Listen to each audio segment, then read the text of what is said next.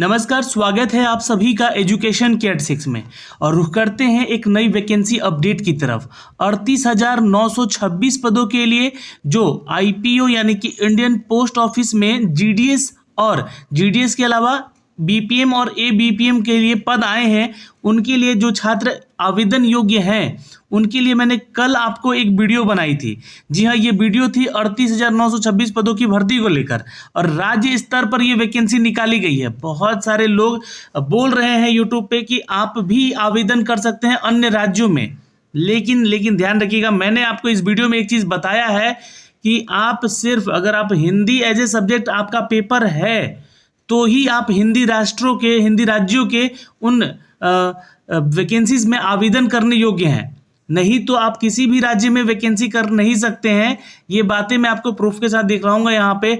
अगर आप असम में, गुजरात में, महाराष्ट्र में या फिर आप पश्चिम बंगाल में या कर्नाटका, तमिलनाडु में अगर जाते हैं आवेदन करने तो वहाँ की लोकल लैंग्वेज आपको आनी चाहिए, आपको स्टडी किया होना चाहिए। देखिए, ये जो पहले डाउट है आपका क्लियर कर लीजिए, उसके बाद मैं सारी डिटेल आपको बताऊंगा यहाँ से। देखिए, पैरा नंबर 6 में कहा गया है कि compulsory knowledge of local language, आपको इसका नॉलेज होना चाहिए पहली चीज।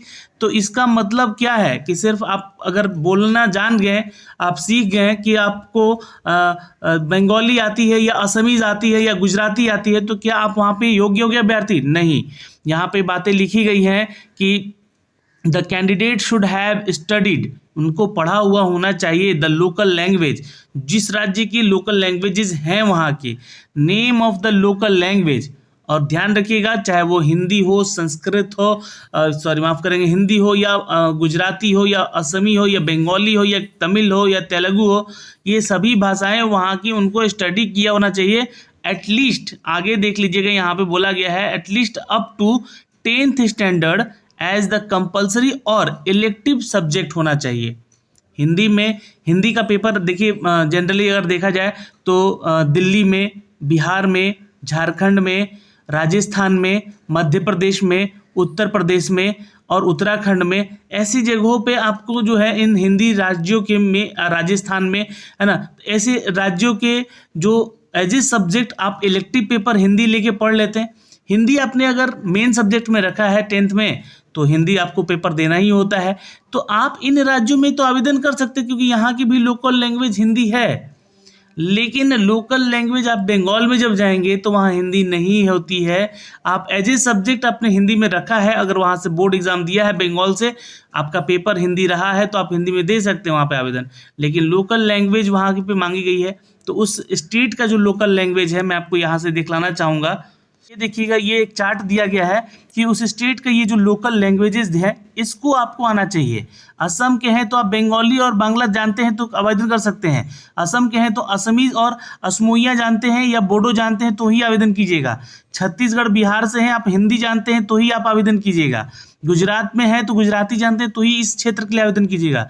ये क्यों दिया गया है, आखिर लोकल लैंग्वेज का नाम क्यों दिया गया है, मैं यही बताना चाहता हूँ। बहुत सारे यूट्यूब पे ये बोल दिया जा रहा है कि आप अन्य राज्यों के लिए भी आवेदन कर सकते हैं, नहीं कर सकते हैं। सिर्फ हिंदी जानने वाले, हिंदी पढ़ने वाले और एज ए सब्जेक्ट हिंदी रखने वाले जो छात्र हैं, ये 6 से 7 राज्य ऐसे हैं जहाँ पे हिंदी राज्य हैं, उन्हीं के लिए वो योग्य अभ्यर्थी हैं जो कि अदर्स स्टेट में आवेदन कर सकते हैं। नहीं तो आप अपने स्टेट में ही आवेदन कीजिए और आपका चयन होगा, ये डेफिनेटली यहाँ पे ट्रू है। तो पहला डाउट तो आपका क्लियर हो गया है। बहुत सारे छात्र यहाँ पे कमेंट करके मैसेज करेंगे, फिर भी अगर आपका डाउट रहेगा इस टॉपिक से लेकर तो जरूर कमेंट कीजिएगा, उसको सॉल्यूशन मैं बता दूंगा वहाँ पे। अब देखिए, सारा डिटेल तो मैंने आपको कल बता दिया था एक वीडियो के माध्यम से, लेकिन ध्यान दीजिएगा वहाँ पे 38,926 पद में यहाँ पे जो है ग्रामीण डाक सेवकों में वैकेंसी जो निकाली गई है, बीपीएम की है, एबीपीएम की है और डाक सेवक की है। ठीक है, ये इसके तहत आती है, जीडीएस के तहत ही ये तीनों पद आते हैं। अब इन तीनों पद के लिए आप यहाँ से आवेदन कर सकते हैं, लेकिन देखिए सर्वर बहुत डाउन है, बहुत सारे स्टेट में इसका लिंक तो ओपन ही नहीं हो रहा है। ठीक है, और ये नोटिफिकेशन मैंने आपको कल ही डाउनलोड कर रखा था, तो ये नोटिफिकेशन आपको मैं शेयर कर दूंगा अपने टेलीग्राम पे, वहाँ से ले लीजिएगा। 2 मई से लेकर 5 जून तक आवेदन करने का लास्ट डेट है और 10वीं कक्षा पास है तो आप आवेदन कर सकते हैं। अब आपका जो सवाल है सैलरी को लेकर, देखिए यहाँ पे सैलरी कितना मिलेगा। तो सैलरी देखिए, मैंने आपको कल भी अपडेट किया था कि minimum TRCA for the 4 hour level 1 TRC slab, यानी कि 12,000 रुपये जो सैलरी है BPM की यहाँ पे, है ना, तो ब्रांच पोस्ट मास्टर कहते हैं इसको, याद रखिएगा 12,000 और प्लस DA वगैरह इनको मिलाकर, है ना, ये आपका लगभग जो है 18,000 के आसपास की सैलरी बनेगी दोस्तों, ठीक है। अलाउंस वगैरह जो भी मिलता है यहाँ पे आपको दिया जाएगा।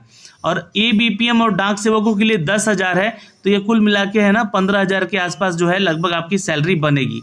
तो ये आपको अपडेट मैंने कल भी दिया था कि ये सैलरी को लेकर है, तो इसमें आप लोग कंफ्यूज मत होइएगा। बहुत सारे लोग बोल रहे हैं कि इतना मिल जाए तो काफ़ी है, नहीं, आपके कमेंट करने से मैं ये नहीं मानूंगा। और मैं बहुत सारे छात्रों को ऐसा जानता हूँ जो कि डाक सेवक हैं और वो जॉब कर रहे हैं, और उन्होंने ही, उनसे ही पूछने के बाद मैंने आपको सैलरी कंफर्म होके बताई है कि इस लेवल पे, और DA वगैरह आपको और ट्रैवलिंग अलाउंस वगैरह जो भी बनता है वो आपको मिल सकेगा यहाँ पे, ठीक है। अब ये तो हो गई दोस्तों यहाँ पे इन वैकेंसीज को लेकर, एज क्राइटेरिया को लेकर 18 से 40 साल मैंने कल भी आपको बता दिया था आपका एज है। अब यहाँ पे सवाल होता है कि BPM और ABPM और GDS के पद हैं क्या आखिर। तो देखिए, जो हमारा जॉब प्रोफाइल है उसको समझने का कोशिश कीजिएगा आप लोग। यहाँ पे क्वालिफिकेशन आपका 10th होना चाहिए, एक तो ध्यान रखिएगा, और किसी भी गवर्नमेंट ऑफ इंडिया या स्टेट लेवल से आपने 10th किया है या यूनियन टेरिटरी से आपका मैट्रिकुलेशन है, और सब्जेक्ट में मैथ और इंग्लिश तो ज़रूर रखना चाहिए, और हिंदी, अगर आप स्टेट से हैं तो हिंदी पेपर होना चाहिए, ध्यान रखिएगा, और अदर स्टेट से हैं तो उसको वहाँ का लोकल लैंग्वेज आपको होना चाहिए। ये 3-4 चीज़ें।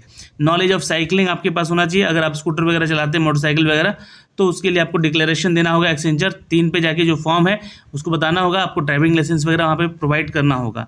ओके, तो ये तो बात हो गई थी दोस्तों यहाँ पे, लेकिन जो हमारा जॉब प्रोफाइल है इन तीनों को लेकर वो क्या है, इसके बारे में भी हमने आपको एक छोटा सा डिस्कशन दिया था, लेकिन मैं फिर से आपको ये बता देना चाहता हूँ यहाँ पे इनका जो प्रोसेस है, मतलब इनका जो जॉब प्रोफाइल है वो क्या है। तो सबसे पहले हम बात करते हैं दोस्तों यहाँ पे BPM की। तो job profile of branch post master will be included carrying on transaction, जो कि ऑफलाइन और ऑनलाइन दोनों ही हो सकता है।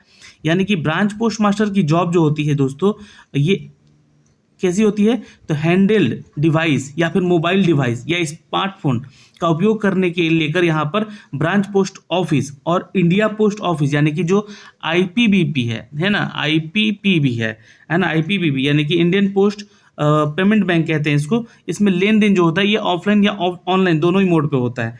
तो डाक उत्पादों और सेवाओं का ये क्या करते हैं, तो ट्रांजैक्शन करते हैं, यानी कि विपणन करते हैं, और इंडिया पोस्ट पेमेंट बैंक सेवाएं देते हैं, यानी कि ये जो है क्या देंगे, तो आपको सर्विसेज देंगे। पहली चीज, various services provided by the customer service centre, यानी कि CSC के द्वारा जो आपको मिलता है, तो ये इनका जॉब काम है, ठीक है। और जो भी शाखा है आपका डाकघर का, उन अधिकार क्षेत्रों के भीतर या गांव है, अगर आपका उस अधिकार क्षेत्र के अंदर तो आता है, तो उन सभी में आपको ये सुविधाएं प्रोवाइड की जाएंगी। इनके अलावा डोर टू डोर भी जाके आपको ये सुविधाएं देंगे, कौन, BPM। जैसे कि बहुत सारे लोगों के पास अभी भी IPB का कार्ड नहीं है, जैसे कि एक बैंक ही हो गया एक तरह से, है ना, तो इसमें वो आपको डेबिट कार्ड या क्रेडिट कार्ड जो है ये मुहैया करवाएंगे, तो ये आपके घर तक जाके आपको ये सारी चीज़ें देंगे।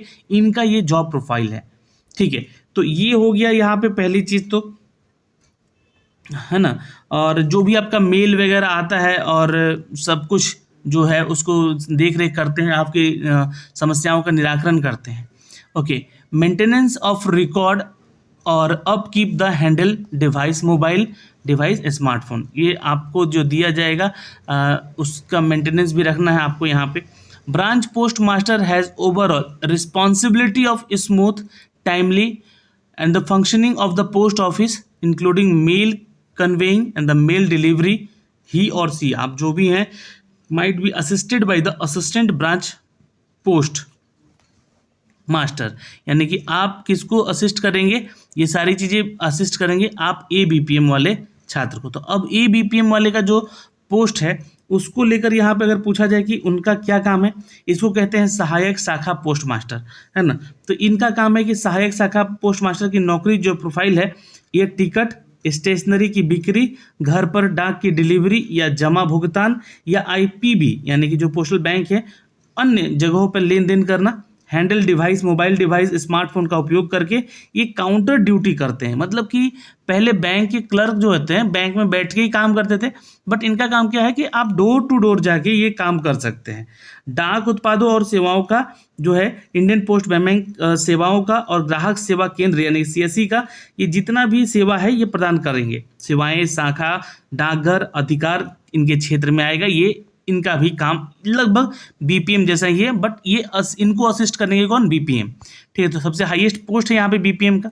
और तीसरा जो पद है दोस्तों यहाँ पे डाक सेवक का, इनका तो काम आप लोग शुरू से ही जानते हैं डाक सेवकों का, है ना। डिपार्टमेंटल ऑफिस मिलेगा इनको, बट इनको है डोर टू डोर जाके, घर घर जाके डाक की डिलीवरी, जमा, भुगतान और आईपीबी का जो है अन्य लेन देन करना, पोस्ट मास्टर या उप पोस्ट मास्टर द्वारा सौंपे गए कार्य यानी कि बीपीएम और एबीपीएम द्वारा सौंपे जितने गए इनके कार्य हैं इनको भी करना। और देखिए इनका जो काम है ना, ये आगे बोला गया है कि रेलवे वगैरह में भी इनको ये जाना पड़ता है।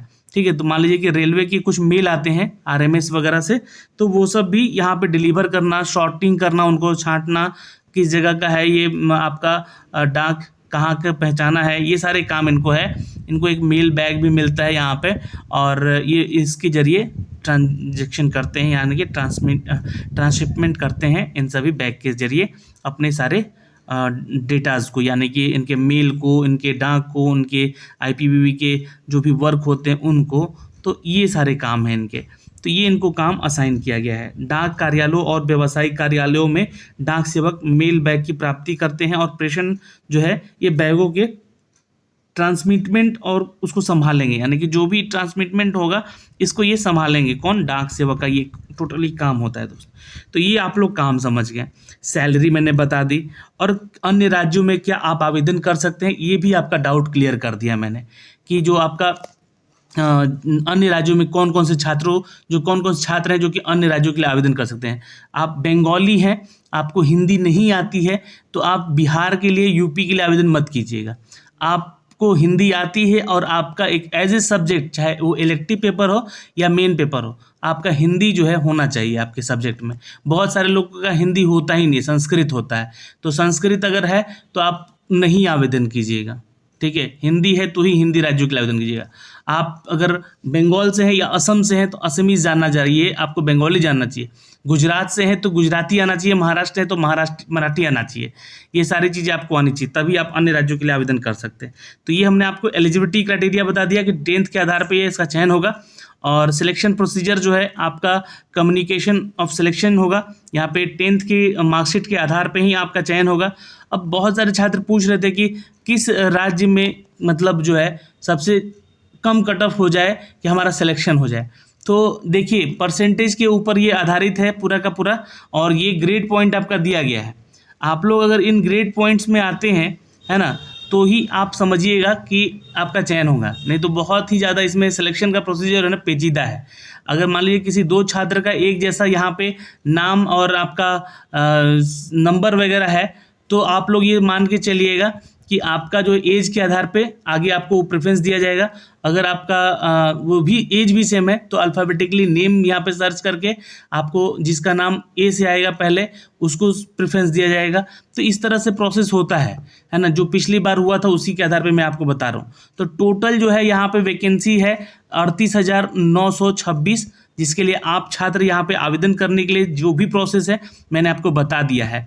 आप लोग फॉर्म भरने का जो लिंक है वो अभी डिस्टर्ब है थोड़ा, तो आराम से सारे डॉक्यूमेंट्स कलेक्ट करके रख लीजिए। आप आराम से जब लिंक जो है ना प्रॉपरली चलने लगेगा, एक्टिव हो जाएगा, तो आवेदन ज़रूर कर लीजिएगा। आवेदन करने के लिए जो भी चीज़ें अगर आप एलिजिबिलिटी है तो आवेदन करेंगे यहाँ पे, ओके। और ये एक्सेंचर 3 वाला है, आपको बाईसाइकिल या स्कूटर वगैरह चलाते हैं तो इसको डिक्लेरेशन देना पड़ेगा आपको, ठीक है। तो ये सारी डिटेल है दोस्तों जो कि मैंने आपको इस वीडियो के माध्यम से क्लियर कर दी है। फिर भी आपका कोई डाउट होता है तो आप कमेंट सेक्शन में कमेंट कीजिएगा। ऑल द बेस्ट, जय हिंद।